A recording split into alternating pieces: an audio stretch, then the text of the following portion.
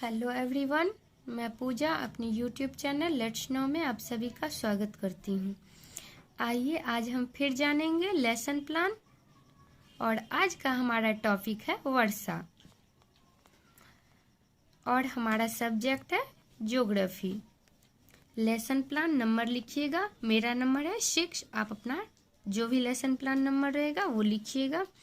उसके बाद people teacher अपना नाम, स्कूल का नाम, सब्जेक्ट और टॉपिक लिखिएगा। उसके बाद आप अपना रोल नंबर, किस क्लास को पढ़ा रहे, क्या सेक्शन है, डेट और ड्यूरेशन टाइम। उसके बाद आता है आपका सामान्य उद्देश्य जो आपके सब्जेक्ट से रिलेट करता है। इसमें पहला लिखा है छात्रों को भौगोलिक सिद्धांतों एवं तथ्यों से परिचित कराना। उसके बाद दूसरा है आपका छात्रों में मानसिक शक्तियों का विकास करना। तीसरा है छात्रों को प्राकृतिक परिस्थितियों से अनुकूलन के लिए प्रशिक्षित कराना। उसके बाद आता है आपका विशिष्ट उद्देश्य जो आपके टॉपिक से रिलेट करता है। जैसे आज वर्षा टॉपिक है तो इस पे हम लिखेंगे छात्र वर्षा को जान सकेंगे, छात्र वर्षा के बारे में जानकारी प्राप्त कर सकेंगे। उसके बाद तीसरा है छात्र वर्षा के प्रकारों का वर्गीकरण कर सकेंगे। उसके बाद आता है आपका टीचिंग एड्स। आप क्या क्या यूज कर रहे हैं बच्चे को पढ़ाने में, चार्ट, मानचित्र, मॉडल या अन्य कोई उपकरण। उसके बाद आता है आपका टीचिंग मेथड। आप बच्चे को किस मेथड से पढ़ा रहे हैं। इसमें मैंने लिखा है प्रश्नोत्तरी विधि, स्पष्टीकरण विधि। आप लिख सकते हैं आगमन विधि, निगमन विधि, व्याख्यान विधि, ये सब आप लिख सकते हैं। उसके बाद आप आता है प्रीवियस नॉलेज स्टूडेंट का। बच्चे जल वर्षा के विषय में सामान्य जानकारी रखते हैं। उसके बाद पीपुल टीचर एक्टिविटी कॉलम में लिखिएगा आप बच्चे से अपना प्रकरण निकलवाने के लिए कुछ प्रीवियस नॉलेज क्वेश्चन पूछिएगा। जैसे इसमें मैं पूछ रही हूँ, पहला क्वेश्चन है गांव के लोगों का मुख्य व्यवसाय क्या है। बच्चे बता देंगे कृषि। स्टूडेंट एक्टिविटी कॉलम में लिखेंगे। उसके बाद दूसरा है कृषि के लिए किन चीज़ों की आवश्यकता होती है। दूसरा बच्चे जवाब देंगे जल। उससे फिर अगला क्वेश्चन बनाएंगे जल के स्रोत क्या हैं। बच्चे बता देंगे वर्षा। वर्षा किसे कहते हैं, बच्चे जवाब नहीं दे पाए। ये बच्चे के लिए समस्यात्मक प्रश्न बन गया। उसके बाद बच्चे को हम अपना टॉपिक डिक्लेयर कर देंगे। बच्चों आज हम वर्षा के विषय में अध्ययन करेंगे। उसके बाद आप प्रेजेंटेशन कॉलम में आप जो पढ़ाइएगा आज उसके बारे में शॉर्ट फॉर्म में लिखिएगा। वर्षा वह प्रक्रिया है जिसके द्वारा वायुमंडल में संघनीय जलवाष्प जल की बूंदों तथा हिमकणों के रूप में धरातल पर गिरती हैं। बादल के लाखों कण मिलकर वर्षा की एक बूंद बनाते हैं। बूंद बनने पर यह धरती पर गिर जाता है, इसे ही वर्षा कहते हैं।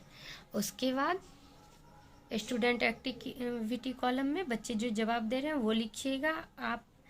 ब्लैक बोर्ड कॉलम में ब्लैक बोर्ड पे आप अपना टॉपिक लिखिएगा वर्षा। उसके बाद आप बच्चे का मूल्यांकन कीजिएगा वर्षा किसे कहते हैं।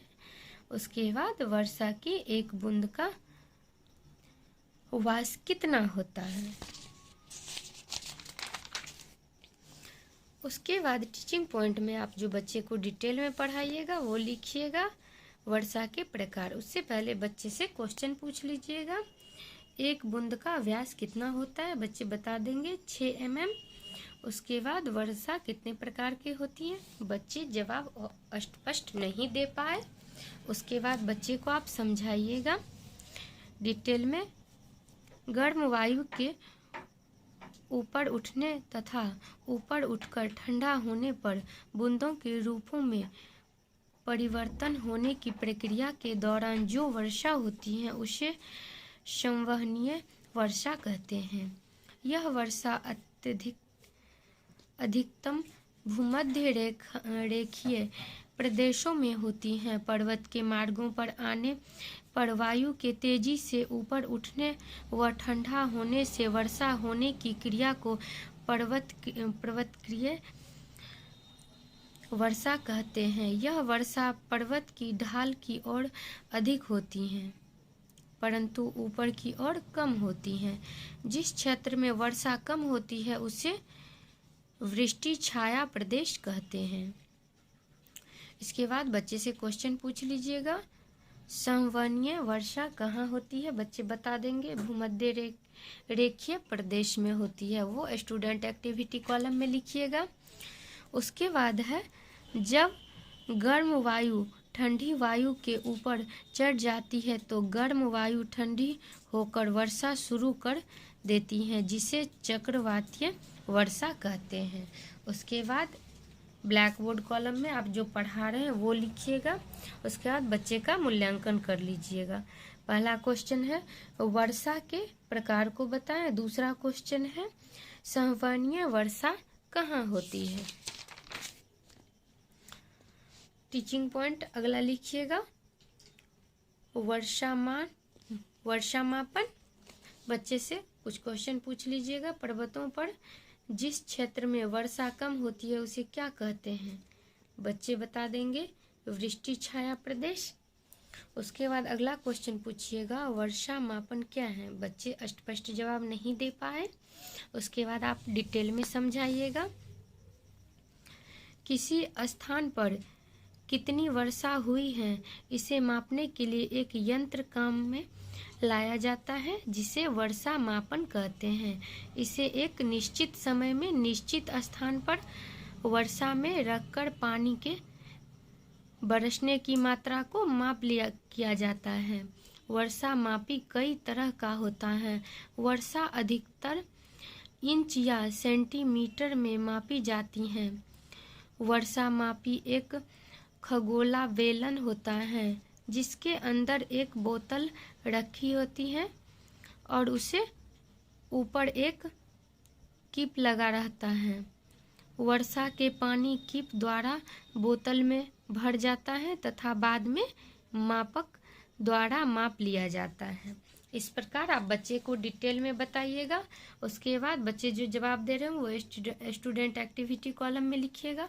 ब्लैक बोर्ड पे आप जो पढ़ा रहे हैं उसका पॉइंट लिखिएगा और बच्चे का मूल्यांकन कीजिएगा। वर्षा मापने वाले यंत्र का नाम बताएं। उसके बाद दूसरा क्वेश्चन है, वर्षा किस इकाई में मापते हैं?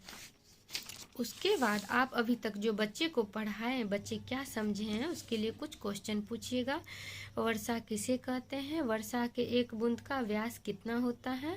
वर्षा के प्रकारों को बताएं। संवहनीय वर्षा कहाँ होती है? वर्षा मापने वाले यंत्र का नाम बताएं। वर्षा किस इकाई में मापते हैं? उसके बाद बच्चे के होम असाइनमेंट दे दीजिएगा। वर्षा की प्रक्रिया एवं वर्षा के प्रकार को विस्तार से बताएं। उसके बाद पीपुल टीचर अपना सिग्नेचर करेंगे। आपका लेसन प्लान कंप्लीट होता है। इस प्रकार के लेसन प्लान पाने के लिए मेरे चैनल को लाइक कीजिए, सब्सक्राइब कीजिए और शेयर कीजिए। धन्यवाद।